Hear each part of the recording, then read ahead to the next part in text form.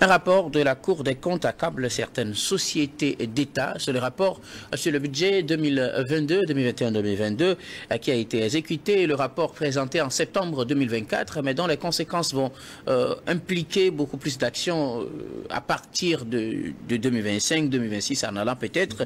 Ce rapport qui demande une réorganisation de la plupart des sociétés d'État ou de l'administration publique de façon générale, puisque certaines sociétés d'État n'ont pas pu apporter peut-être au-delà de ce qu'ils apportent, n'ont pas pu faire mieux au cours de ces années, des refontes nécessaires pour ces sociétés, pour espérer qu'elles apportent beaucoup plus au budget de l'État. Nous en parlons avec nos invités pour mieux comprendre ce rapport.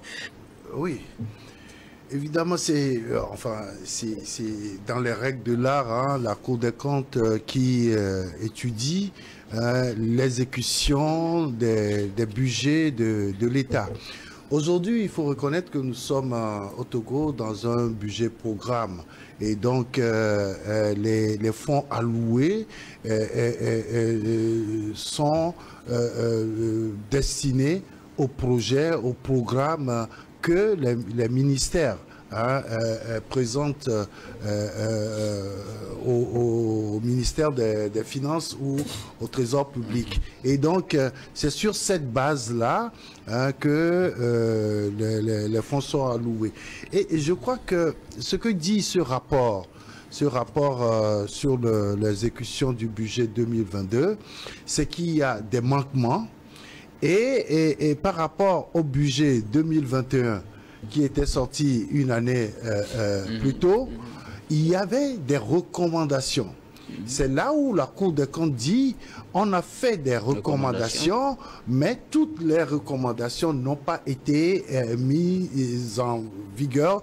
Et là, les budgets continuent par avoir des problèmes.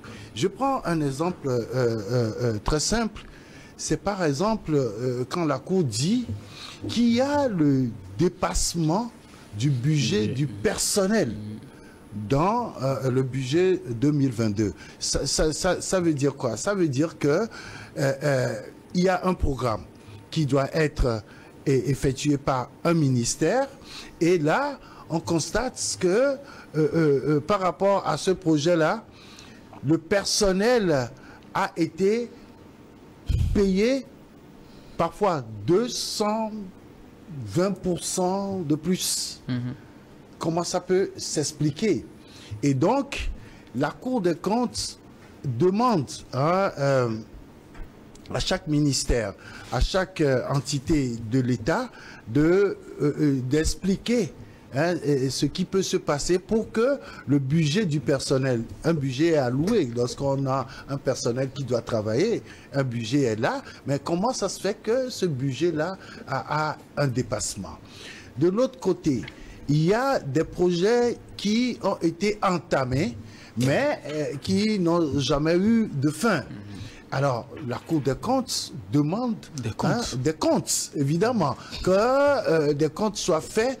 Pourquoi on a entamé un programme alors qu'il y a un budget qui a été alloué et ce programme-là n'est pas arrivé à terme?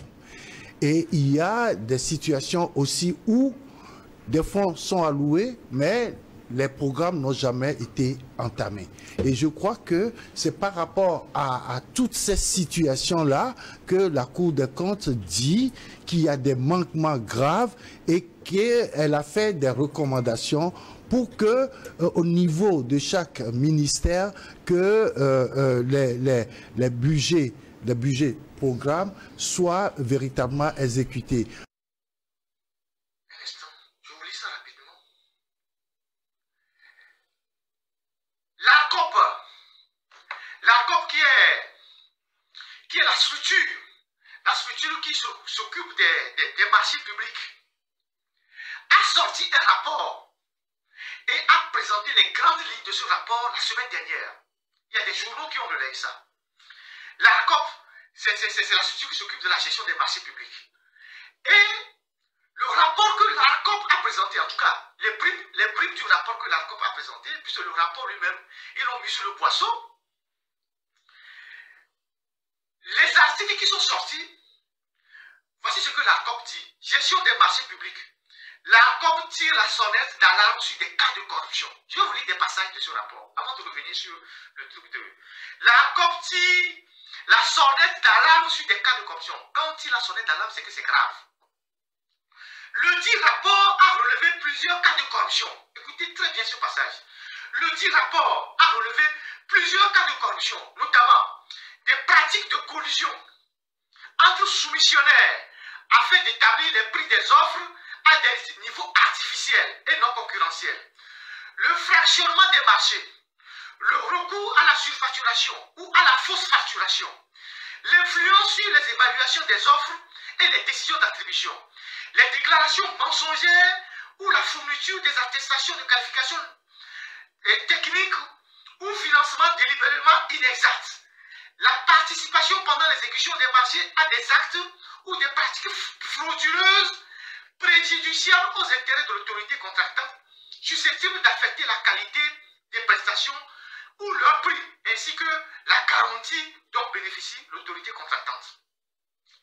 Dans des cas de trafic d'influence, d'abus de fonction, de prise illégale d'intérêt, d'infraction dans la passation des marchés, tels que définis par le code pénal, la violation du code éthique de la commande publique, la prise des décisions par négligence coupable ou manifestement irrégulière, les diffusions d'informations confidentielles, la conclusion des marchés avec les entreprises, fournisseurs ou prestataires inclus de la participation des marchés publics a été enregistré.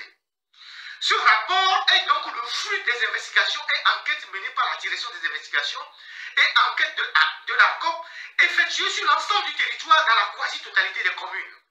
Dans la quasi-totalité des communes. Précision de taille pour certains.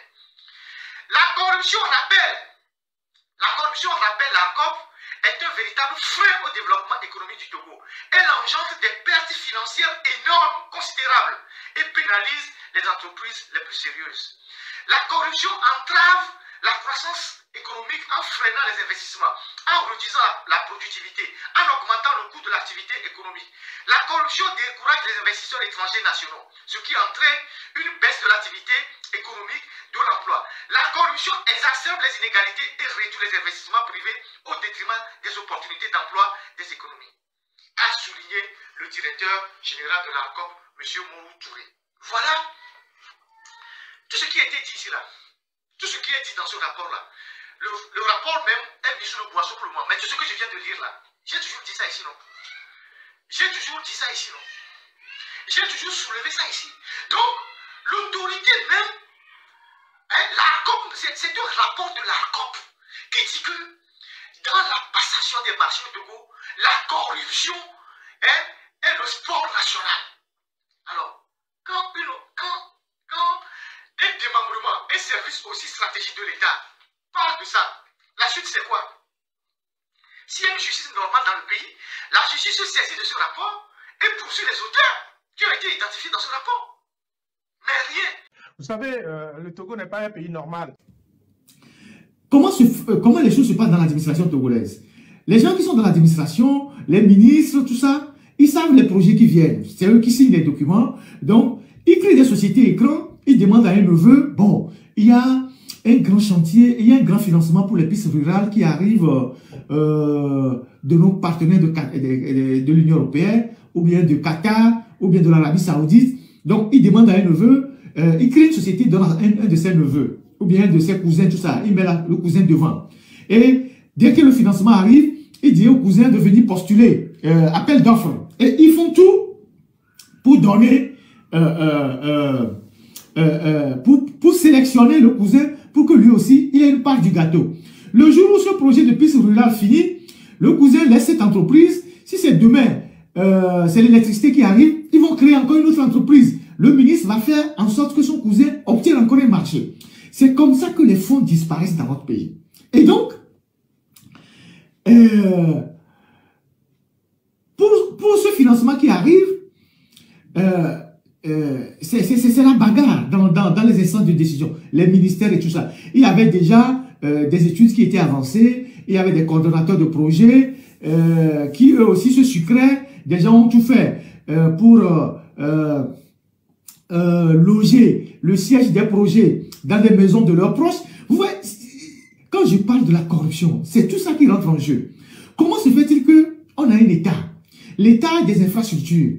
Quand un projet arrive, le gouvernement ne décide pas que le projet soit logé, par exemple, au CASEF, dans des bureaux de l'État, pour que on puisse faire, on puisse maîtriser les coûts du projet. On choisit un coordinateur, le coordinateur décide d'aller louer une villa pour faire le siège du projet. Et généralement, les gens vont louer les maisons qui appartiennent à un de leurs frères, à leur femme, à leur cousin, où ils logent le projet. Et une maison qui doit coûter, une maison en location qui doit coûter peut-être 400 000 francs, ils vont dire, la maison coûte 2 millions, 3 millions sur le projet, sachant que la maison leur appartient ou appartient aux membres de leur famille. Et c'est ce qui se passe sur le projet au niveau du ministère de l'eau actuellement. La ministre qui vient d'arriver a débarqué un certain nombre de personnes qui étaient cooptées par ses prédécesseurs avant elle. Il y avait un ministre qui s'appelait Thiem qui a mis lui aussi certaines de ses connaissances. Donc la nouvelle ministre aussi est arrivée, elle est en train de dégager les anciens qui eux aussi se servaient dans la caisse. Elle aussi elle place ses gars parce qu'il y a un gros projet de la Banque mondiale qui arrive. Il faut qu'on commence par interpeller sérieusement la Banque mondiale et le FMI. Parce que ces gens sont en train d'endetter de manière exponentielle notre pays. Je vais parler de l'endettement tout à l'heure. Parce que, vous voyez, la question de l'endettement dans nos pays a fait l'objet de plusieurs colloques, de publications, des experts, des économistes et tout. Nous savons le mode opératoire, le modus operandi des institutions de Bretton Woods.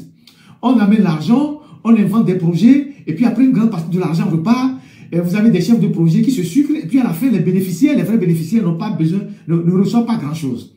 Et cette pratique continue. Aujourd'hui, on fait venir un projet au Togo, et on dit, ce projet à la fin doit permettre d'impacter une grande partie de la population en matière d'électricité, en matière de l'eau.